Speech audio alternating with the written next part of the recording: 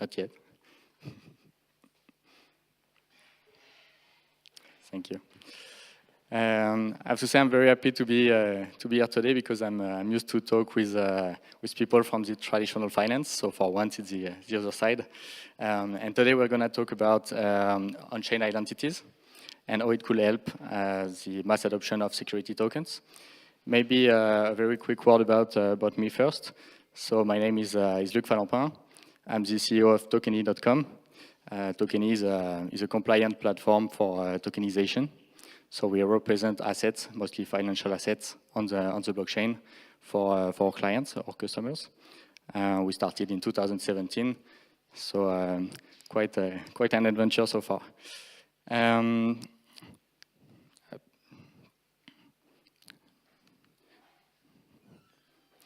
Okay. So my personal relation with blockchain started in 2011. At the time, I was still a student, and I wanted to invest my savings, 1,000 euros at the time.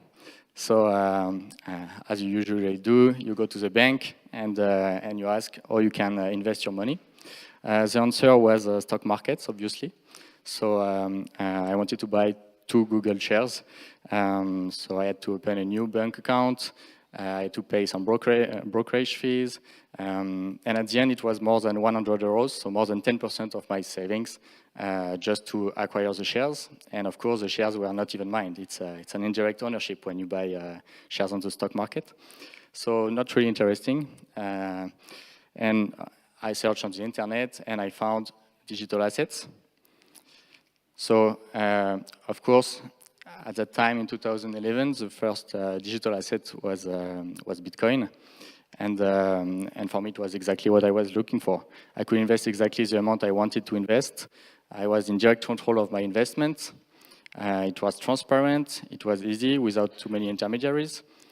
So I started to get involved with blockchain and later on with Ethereum. So public markets are interesting, but it works already. And I don't think blockchain will disrupt public markets before a very long time, before a decade maybe. You already got a lot of big investment. It's a big machine, it's archaic, okay, but it works. So we will not disrupt public markets tomorrow. And also, I think we have to face reality. A blockchain where you have a network of nodes and the need to reach consensus to validate a transaction, it cannot be faster than a centralized database. So there are many things to do with public markets, but it's not where the disruption will be in the next years. However, private markets have almost no infrastructure today. The trust is brought by lawyers and notaries, so it's very complex to acquire shares in a company, in a private company, or in a real estate funds, or to invest in commodities, trees, for example. So these markets have almost no infrastructure, and blockchain could be one of this infrastructure. So with a blockchain, every stakeholder can share the same single source of truth. So it's a turnkey infrastructure at very low fees, and the trust is directly built in this infrastructure. So it can be used for smaller markets like private markets. Of course, for public markets, when you do your IPO, every stakeholder is already identified via the stock exchange. So every broker-dealers, every issuers, and so on. If we change the infrastructure and we use a decentralized one, everybody needs to be identified properly. And a wallet is not a good way to identify someone. We need a system to handle on-chain identities. And if we do so, it opens a lot of new markets because we'll have every component to provide this infrastructure and to apply the compliance rules on a decentralized system, on a decentralized infrastructure. Securities rules are super complex. You have rules for the offering, you have rules for investors. So to apply the right rules to the right person, we need to identify who is who on the blockchain. So let's assume we have this decentralized system, a blockchain, immutable, scalable, secure. So the infrastructure is decentralized, but a securities offering is centralized. The issuer has some obligation. He has to be in control with his investors at any time to be sure he validate their identities, he did some AML processes and so on. He's responsible, he's liable of what is happening with his securities. So he needs to keep control. On their side, investors have rights. They book shares, for example, in a company. They can have voting rights, rights to get access to a part of the revenues and so on. So if they are properly identified, they can claim their rights. Otherwise, it's really complicated.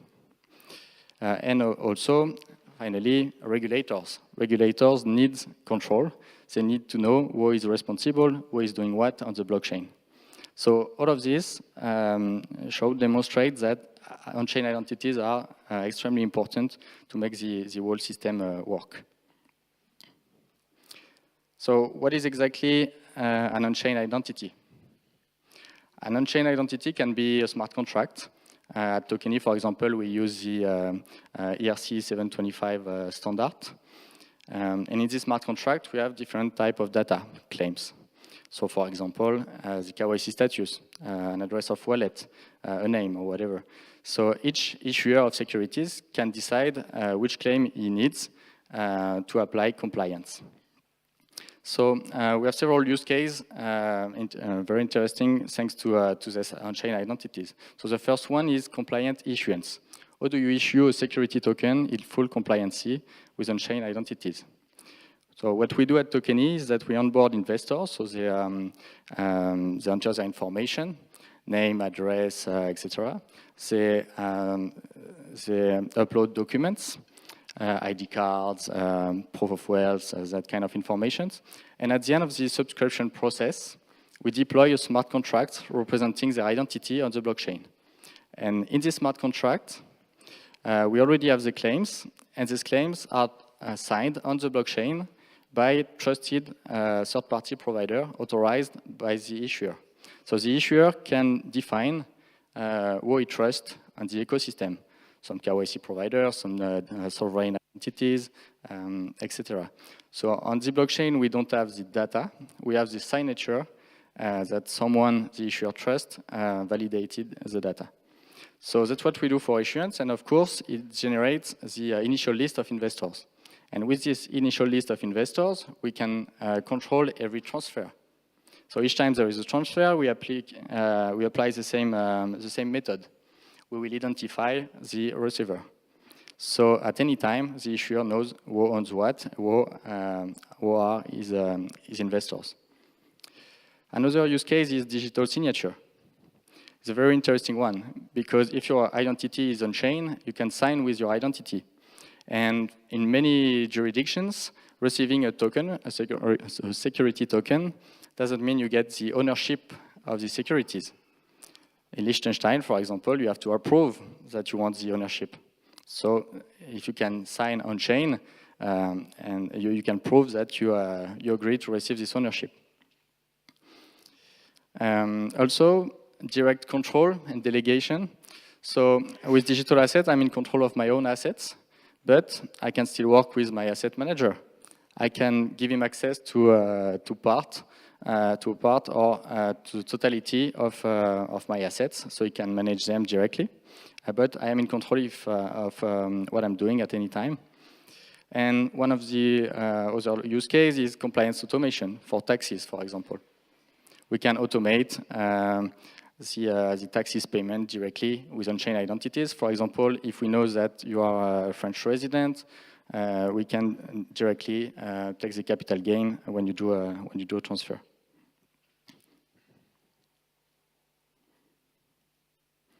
So what do we need to make security tokens a bit more adopted. First, we need wallets. It's really what we see on the market is blockchain is not yet accessible because of wallets. Of course, we have MetaMask. I'm pretty sure for everybody here it's simple to use. For my mom, it's not. So we need better wallets, and we need more secure wallets where people can delegate some accesses, where they can do a multi-sig, etc., but in a very friendly way. Each time we talk with a big financial institution, they talk about custodian, because they don't know we can mint and burn tokens easily with security tokens. So some work is needed on the wallets, identities, of course. So we use one standard at Tokeny, but other could emerge. Also, and it's probably the more important one, assets. We need good digital assets.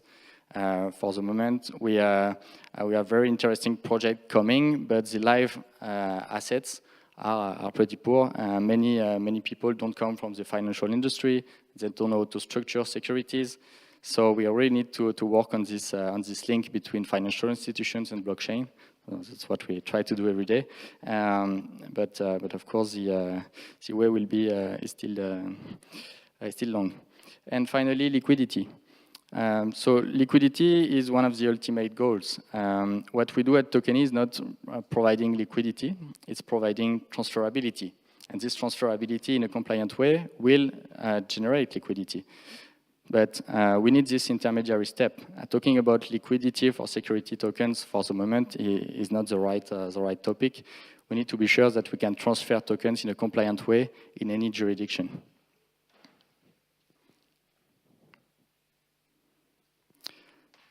So can we talk about a bright future for security tokens? I think so, of course. It's moving very fast. If we take the example of France, the day before Christmas last year, the new regulation was accepted. And now you can use the blockchain as a primary registry for your shareholders. Which is a great advancement. In Luxembourg, we have a similar new regulation. Token is based in Luxembourg. The day of Valentine's Day, the regulation was voted, and now you can transfer securities on a decentralized network on a blockchain. So there's both new regulations prove that blockchain is becoming a legitimate infrastructure for securities, which is a great advancement. So in the traditional finance, the regulators regulate the stock exchanges. But if we think that the blockchain is becoming the new infrastructure, it has to be new regulation for these new systems. But in most countries, there is no problem to use a blockchain as an infrastructure. It's resilient and so on, so it's very interesting. But of course, you need to apply the securities laws and the corporate laws, and that's what we do at Tokeny. I'm pretty sure that's what you try to do every day as well. So we are very happy to contribute. Thank you.